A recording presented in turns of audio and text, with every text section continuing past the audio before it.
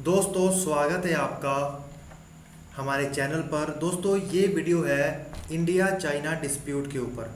जैसा कि आप देखने पा रहे हैं कि किस प्रकार से हमारे बॉर्डर में इंडिया और चाइना का आपस में एलएसी के ऊपर झड़प चल रही है लद्दाख में, और भारत के दूसरे बॉर्डर के लगते इलाकों पर भी थोड़ा बहुत मूवमेंट देखा गया है। हालांकि उतना नहीं जितना गलवान जैसी या फिर पेंगोंग लेक जैसी जगहों पर, लेकिन है। अब देखिए, इंडिया और चाइना का जो ये डिस्प्यूट चल रहा है ये किस वजह से चल रहा है, हमें ये पता होना चाहिए। सबसे पहला तो इसके ऊपर चाइना की जो 5 फिंगर स्ट्रेटजी है वो क्या है ये देख लें। दूसरा, जो डाबरूक श्योक रोड है उसको क्यों चाइना कंट्रोल करना चाहता है, गलवान वैली के ऊपर कंट्रोल करके गलवान वैली की लोकेशन किस प्रकार रोल प्ले करती है, जो हमारी स्ट्रेटजिक रोड्स है उसका। और तीसरा, जो हमारी दौलत बेग ओल्दी हवाई पट्टी है उसका क्या रोल है, तो देखते हैं। दोस्तों, इस सब मसले की शुरुआत होती है 1962 की जंग में। देखिए, 1962 की जो इंडो चाइना वॉर हुई, इसमें चाइना ने हमारे ऊपर अटैक किया था, जिसमें हमने एक भारत का बहुत बड़ा हिस्सा अक्साई चीन के रूप में उनके हाथों खो दिया था। क्यों खो गया था? क्योंकि हमारा जो डेवलपमेंट इंफ्रास्ट्रक्चर का उस माउंटेन एरिया में, पहाड़ी इलाके में था, स्ट्रेटजिक रोड्स नहीं बना रखी थी, तो जिसकी वजह से हमें अपने फौजियों को डिप्लॉय करने में बहुत दिक्कत हुई और चाइना को इसमें बहुत बढ़त मिली और वो इस इलाके को अपने कंट्रोल में ले गया। अब 1962 की जो जंग हुई क्यों हुई देखते हैं। देखिए, 1962 की जंग हुई माओ जेडोंग इस व्यक्ति के कारण। ये उस वक्त के चाइना के सुप्रीम लीडर थे और चाइना की कम्युनिस्ट पार्टी के लीडर थे, जिन्होंने स्ट्रेटजी दी थी 5 फिंगर ऑफ तिब्बत। इन्होंने कहा था कि तिब्बत चाइना का दाहिना हाथ है और ये लद्दाख, नेपाल, सिक्किम, भूटान और अरुणाचल प्रदेश इसी का ही हिस्सा है और हमें इसको आज़ाद करवा कर वापस इसको जोड़ना चाहिए। तो ये चाइना की जिम्मेदारी है। और इन्होंने इस स्ट्रेटजी का, जो इस 5 फिंगर जो इनकी स्ट्रेटजी थी, तो इसका अक्सर इन्होंने अपनी फॉरेन पॉलिसी में बोलते थे या फिर कहीं भी डिबेट देते थे, स्पीच देते थे, वहाँ पर बार बार इस बारे में बात करते थे कि इन सबको लिबरेट करवा के हमें वापस अपने दाहिने हाथ तिब्बत में जोड़ लेना चाहिए। तो इन्होंने इस जंग को कर दिया। लेकिन अब प्रेजेंट सिचुएशन में जो इनके इस वक्त के प्रधानमंत्री चल रहे हैं जी जिनपिंग, और राष्ट्रपति चल रहे हैं जी जिनपिंग, इनके कहने पर जो one road world belt initiative बनाया गया, इसके अंतर्गत चाइना के इन लगते इलाकों को इन्होंने पश्चिमी एशिया और यूरोप के देशों के साथ जोड़ने के लिए एक बहुत बड़ा हाईवे बनाए हैं, जिसका नाम है तिब्बत और जिनजियांग हाईवे। देखिए, तिब्बत और जिनजियांग हाईवे एक तो बॉर्डर के लगते हुए इलाकों पर जाता है, दूसरा ये हमारे एक्साई चीन के ऊपर से होकर गुजरता है, और यही हाईवे काशगार में जाकर सी पैक के साथ, जो पाकिस्तान के साथ जो रोड बनाई है ग्वादर तक, उसको जोड़ता है।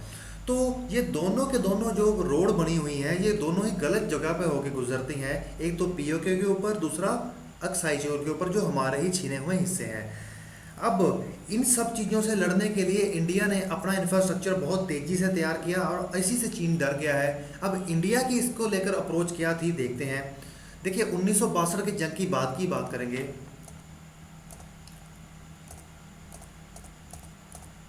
देखिए 1962 की जंग के बाद अब इंडिया ने अपना इंफ्रास्ट्रक्चर बहुत मजबूत करना शुरू कर दिया था। और देखिए, यहाँ पर जो लाल जगह देख रहे हैं ये है दौलत बेग ओल्दी हवाई पट्टी, और यह है सियाचिन ग्लेशियर। देखिए, सियाचिन ग्लेशियर ये भारत का हिस्सा है और दुनिया की सबसे ऊंचा जंग का मैदान है, और दौलत बेग ओल्दी हवाई पट्टी दुनिया की सबसे ऊंची हवाई पट्टी है जो भारत के पास है। अब चाइना की हवाई पट्टी तो है साथ ही लगते लद्दाख अक्साई चीन के इलाके में, लेकिन वो बहुत नीचे है, मतलब हमारी 14,000 फीट की ऊंचाई है, वो बहुत नीचे है। तो बहुत आराम से इंडिया ऊपर खड़ा होकर नीचे बम भी फेंक देगा ना, तो उनके 2-4 जहाज तो एवं ही उड़ जाएंगे। तो इसी को लेकर अब इंडिया ने क्या किया, इंडिया की बेल्ट एंड रोड ऑर्गेनाइजेशन ने, क्योंकि उस वक्त के जो अटल बिहारी सरकार के रक्षा मंत्री थे जॉर्ज फर्नांडिस, उन्होंने कहा कि इससे निपटने का एक ही हल है कि हम अपने बॉर्डर के इंफ्रास्ट्रक्चर को बहुत तेज़ करें, बहुत मजबूत करें। उसके लिए उन्होंने क्या किया, अपने बॉर्डर पे इंफ्रास्ट्रक्चर मजबूत कर दिया अरुणाचल प्रदेश में और लद्दाख में। तो लद्दाख के इस इलाके में इन्होंने लेह से एक सड़क बनानी शुरू की जिसका नाम है डाबरूक श्योक सड़क। क्यों?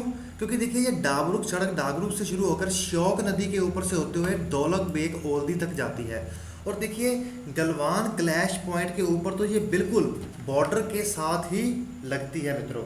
अब जो ये सड़क है ये गलवान फ्लैश पॉइंट पे आके बिल्कुल एलएसी के पास से होकर गुजरती है। तो ये समझ लीजिए बस कुछ थोड़ी सी दूरी है, ज़्यादा दूरी नहीं है। ये देखिए लोकेशन, ये देखिए ये निकल रही है दौलत बेग ओल्दी रोड, और ये है एलएसी जिसके ऊपर चाइना का, इस साइड चाइना की है, वो साइड इंडिया की है। अब देखिए जिसका भी गलवान वैली के ऊपर कंट्रोल होगा और उसी का सड़क के ऊपर कंट्रोल होगा, और जिसका गलवान वैली की पहाड़ियों की चोटियों पर कंट्रोल होगा उसका एक्साई चीन के प्लेट्यू के ऊपर कंट्रोल होगा, जहाँ से चाइना की सड़क होकर गुजर रही है तिब्बत और जिंजियांग हाईवे की। तो चाइना ने सोचा क्यों ना एक काम करते हैं, उनकी तो चाइना की एक सिंपल सी स्ट्रेटजी है, किसी भी जगह पर वो जाके बैठ जाते हैं और कई कई साल तक वो हिलते नहीं, फिर कहते हैं ये हमारी है। तो यहाँ पर से इसी बॉर्डर के लाइन से वो जब उन्होंने आगे बढ़ने की कोशिश की, इसी स्टार लाइन से इन्होंने अपने लोगों को, भारत की सेना ने इनको आगे नहीं जाने दिया।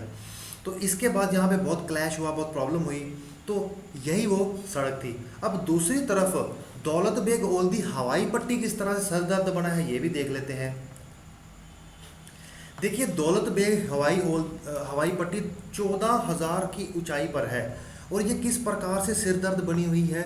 देखिए ये इतनी ऊंचाई पर है कि चाइना के जो नीचे हवाई पट्टियां बनी हुई है ना, जो दूसरे चाइना ने अपने एयर बेस बना रखे हैं, उसको बड़े आराम से ऊपर खड़े होकर देख सकते हैं। मतलब यहाँ पर इंडिया को स्ट्रेटेजिक बढ़ाता है किस प्रकार से। अब देखिए ये पहाड़ी इलाका, ऊंचा इलाका है, अगर किसी भी लड़ाकू विमान को यहाँ से उड़ान भरनी है तो वो ऊपर जाते वक्त इतनी ऊंचाई में वो इतना भारी हो जाएगा कि उसको तेल और वो संभालना मुश्किल हो जाता है। तो उस स्थिति में वो तेल भी, मतलब उसके अंदर जो ईंधन होता है उसको भी कम लेकर उड़ते हैं, और जो जहाज़ हैं वो भी कम लेकर उड़ते हैं, क्योंकि उनका भार ऊपर जाके बहुत ज़्यादा हो जाता है। लेकिन इंडिया ऑलरेडी ऊपर वाली लोकेशन पर बैठा है, तो जब तक ये आएगा तो हमारे विमान तो 1 मिनट को गिरा के साइड मारेंगे। और दूसरी तरफ से दौलत बेग ओल्दी काराकोरम पास के बहुत नज़दीक है, और ऊपर से इनका हाईवे भी बिल्कुल भारत के अंगूठे के नीचे है कि जब मर्जी आए दबा लो। तो इन्होंने कहा कि किसी तरीके से गलवान के ऊपर कंट्रोल कर लो तो इनकी सड़क के ऊपर भी कंट्रोल कर लिया जाएगा, दौलत बेग हवाई ओल्दी पट्टी के ऊपर भी कंट्रोल कर लिया जाएगा। अब गलवान तो हमने जैसे तैसे लड़के उनसे रोक लिया कि अब हम नहीं देंगे, लेकिन दूसरी तरफ अब दौलत बेग ओल्दी हवाई पट्टी कि ने इनको परेशान कैसे करना शुरू कर दिया, उसको इतिहास देख लेते हैं। देखिए ये हैं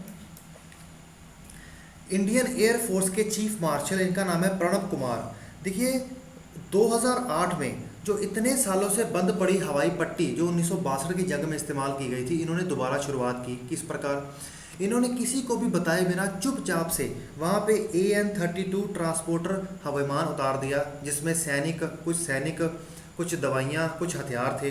तो इन्होंने क्या किया, तो ये जो सीक्रेटली उतारा, इसका तो हमारी केंद्र की सरकार को भी उस वक्त पता नहीं था कि ये सीक्रेटली विमान उतार रहे हैं। सीक्रेटली विमान उतारने के बाद जब केंद्र की सरकार ने पूछा कि ये आपने किससे पूछ के किया, चाइना तो चिल्ला रहा है, चाइना तो मीटिंग की बात कर रहा है, तो इन्होंने कहा देखिए ये हमारी जिम्मेदारी है कि हम वहाँ पे लॉजिस्टिक्स समय पर पहुँचाए, समय पर फौजी पहुँचाए, ये सेना की जिम्मेदारी है, एयरफोर्स की जिम्मेदारी है, तो मैं तो अपना काम करूँगा ही।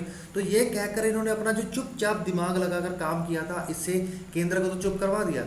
लेकिन बाद में जो चाइना ने मीटिंग की बात की थी वो मीटिंग भी नहीं हुई।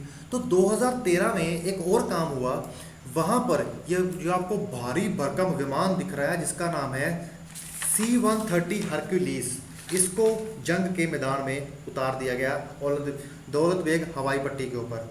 इसने भारत की वहाँ पर डिप्लॉय करने की क्षमता को, मतलब ज़्यादा से ज़्यादा सेना भेजने की क्षमता में 6 गुना की वृद्धि की। मतलब जहाँ हम एक बार में एक विमान में 100 सैनिक भेज सकते थे, अब हम 600 भेज सकते हैं। तो इससे भारत को बहुत ज़्यादा फायदा हुआ। अब इसी हवाई पट्टी में हमारे लड़ाकू विमान, अब इसी हवाई पट्टी में हम जल्दी जल्दी अपनी सैनिक ले आएंगे, और इसी हवाई पट्टी के पास है काराकोरम पास। अब चाइना डरा बैठा है कि हम क्या करें, और इसी हवाई पट्टी में बड़ी जल्दी से सामान आकर हम सियाचिन ग्लेशियर पर भी रख लेंगे, जो दुनिया का सबसे बड़ा युद्ध विमान है, और यहीं पर होकर गुजर रहे हैं चाइना का भी हाईवे और पाकिस्तान का सीपैक हाईवे भी। अब चाइना बहुत डरा हुआ है, उसने, सेना ने कहा, वहाँ की आर्मी ने अपनी, वहाँ की सरकार ने अपनी सेना को कहा कि देखिए अब समय है, रोक सकते हो तो रोक लो, बाद में इंडिया को नहीं रोक पाओगे। तो वही हो रहा है, अब इंडिया को रोक लिया जा रहा है। पर इंडिया अब कहाँ मानता है। तो यही है सारा विवाद, यही है सारी प्रॉब्लम की बात कि किस प्रकार चाइना यहाँ पे कंट्रोल करना चाहता है, लेकिन इंडिया ने किस प्रकार से यहाँ पे अपनी स्ट्रेटेजिक बढ़त हासिल कर रखी है। देखिए, आप कुछ लोग ये भी सोचते हो सकता है कि सोच रहे हो कि इंडिया की जो सड़क है वो तो एलओसी के बहुत पास है। चाइना तो हो सकता है यहाँ पर चुपचाप बम लगाकर भाग जाए, लेकिन इतना आसान भी नहीं है।